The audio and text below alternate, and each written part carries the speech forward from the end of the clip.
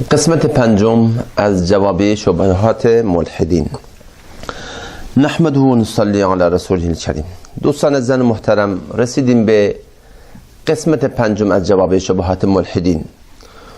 ملحدین، منظور بنده از ملحدین اشخاصی هستند که منکر هر نوع خالقی در نظام هستی هستند، وگرنه به اعتبار لفظ ملحد از نظر لغت ما نگاه بکنیم، الحاد یعنی کجروی، و در تحت این هر نوع گمراهی هایی که به نسبت در مقابل اسلام و قرآن قرار گرفتن، چنین نام هایی را میشه بر آنها اطلاق کرد. منتها بحث ما چون که بر موضوع خاصی هست، منظور بنده از ملحدین اشخاصی هستند که هر نوع خالقی را به نسبت نظام کائنات و هستی انکار کردن، که در قسمت چهارم بنده به نسبت این مطلب که در قرآن کریم بنا به تحقیقی که بنده کردم به این نتیجه رسیدم که دو نوع از ملحدین مورد بحث ما در قرآن کریم معرفی شدن. یک گروه از اونها فرعونیان و نمرودیان بودن که اونها این قدرت خالقیت و مالکیت و رازقیت را به فرعون، به مخلوقی به مانند خودشون داده بودن. منتها ضمیر ناخودآگاه اونها و این وجدان اونها و این عقل ناقص اونها چنین موضوعی را هرگز قبول نمی کرد که این نظام کهکشان های بی نهایت بدون خالق باشه. منتها از راه غلط و به علت عدم تفکر صحیح این را به مخلوقی به مانند خودشون داده بودند، که این موضوع در قسمت چهارم، در جلسه چهارم روی همین کمی بحث شد.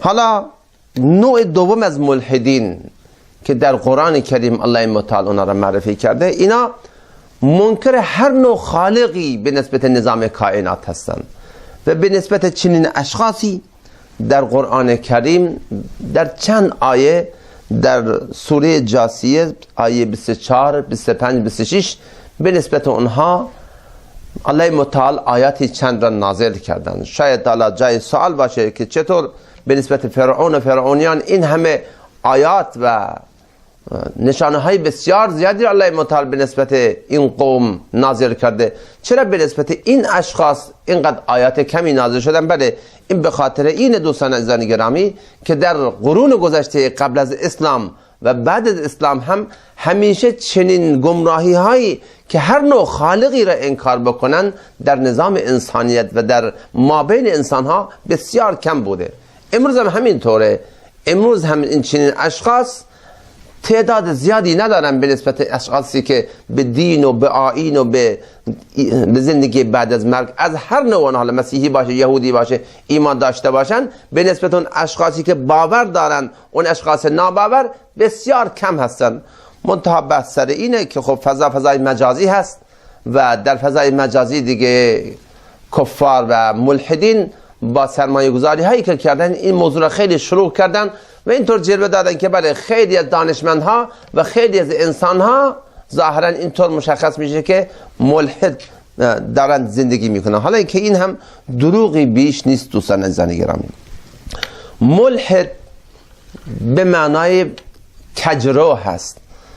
اون اشخاصی که امروز به معنای مثلا کمونیست در جامعه معرفی میشن، ملحد معرفی میشن، اینا در اعتقاد خودشون به نبود هر نوع خدایی و هر نوع خالقی در نظام هستی اینها اعتقاد دارند.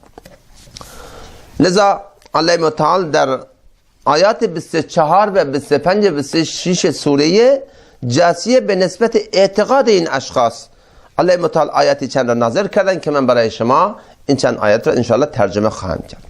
وقالوا ما هي الا حياتنا الدنيا نموت ونحيا وما يهلكنا الا الدهر وما لهم بذلك من علم ان هم الا يظنون. اعتقاد ناباوران، اعتقاد اون اشخاصی که به زندگی بازپسین و به زندگی به خالق هستی اعتقاد ندارن، الله متعال اونها را چنین معرفی کرده. و قالو، گفتن ملحدین، ما هی الا حیاتنا الدنیا، زندگی دنیا زندگی نیست مگر زندگی همین دنیا، یعنی زندگی بازپسین، زندگی بعد از مرگ دیگه وجود نداره. اینا اینطور اعتقاد دارن.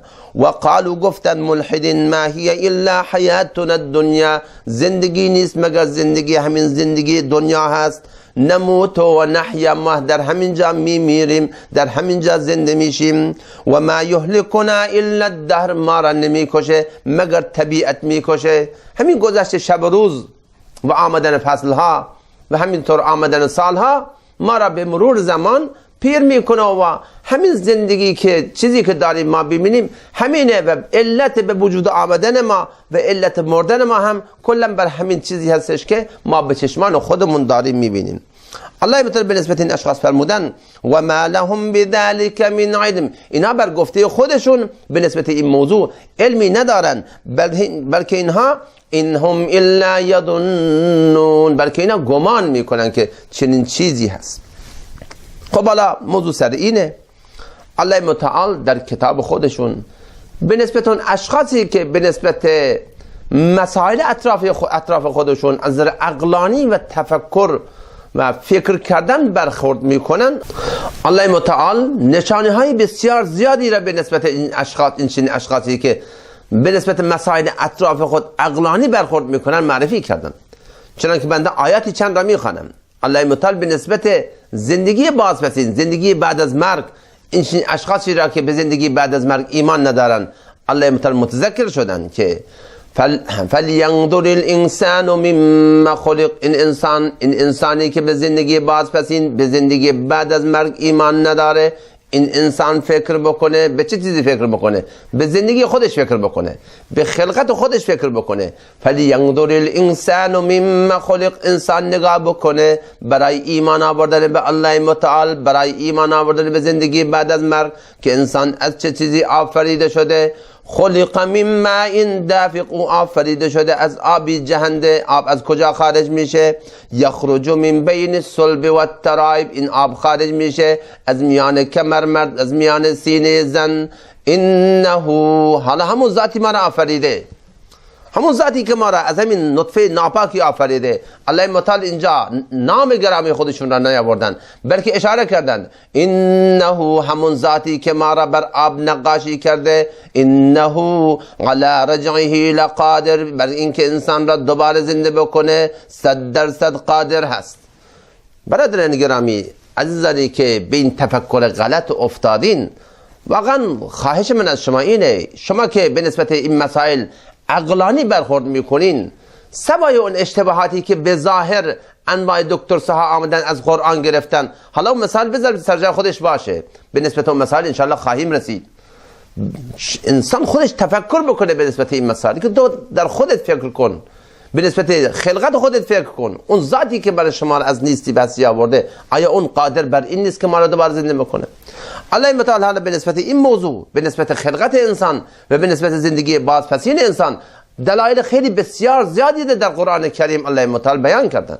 برای مردن یک دلیل هست، برای زنده شدن میلیاردها و میلیاردها الله متعال در نظام کهکشانات و این چیزهایی که ما در جلوی چشمای خودمون داریم میبینیم، الله متعال قدرتها و نشانیها و دلایل بسیار زیادی را گذاشتن. حالا کسی میخواد که برای همین فکر بکنه. یخرج الحی من المیت، اون الله نگاه کن از همین تخم مرغ مرده زنده را بیرون میکنه. اون کی هست؟ اون همون اللهه. و مخرج المیت من الحی، همون اللهی که این تخم مرغ مرده را از مرغ زنده بیرون میکنه. کننده همین کارا کیه؟ ذالکم الله، کننده این کارها اللهه، همون اللهه که ما را نیز از نیستی به هستی آورده و کل وجود اندرون ما نیز در حال حاضر و در آینده اگر قرار ما زندگی داشته باشیم بسته به همون ذات مقدس است.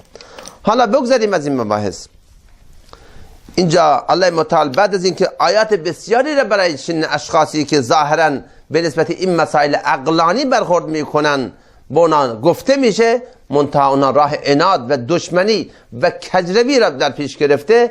عوض اینکه این مسائل را قبول بکنن، چه دلیلی برای خودشون میارن؟ میگن که اگر شما واقعا راست میگین، واقعا زندگی بعد از مرگی هست، همونایی که قبل از ما گذشتن و از دنیا رفتن، همون را دوباره زنده بکنید و به دنیا بیارین.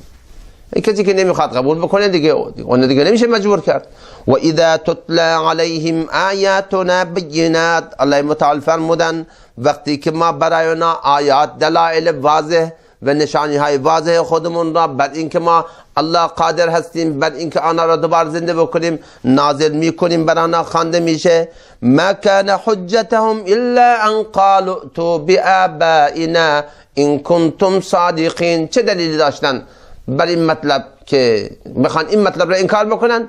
چون که دلیلی نبوده. کم عقل ترین انسان این مطلب را میتونه قبول بکنه. اون از روی عناد سرکشی به خاطر رسیدن به خواسته ها و امیال شهوانی خودشون گفتن که بله اگر شما راست میگین همون گذشتگان ما که از دنیا مردن همان را زنده بکنین و بیاریم به این دنیا تا ما باور بکنیم که بله زندگی بعد از مرگ است. حالا این همچین چیزی در نظام هستی الله متعال به نسبت این دنیا نگذاشته.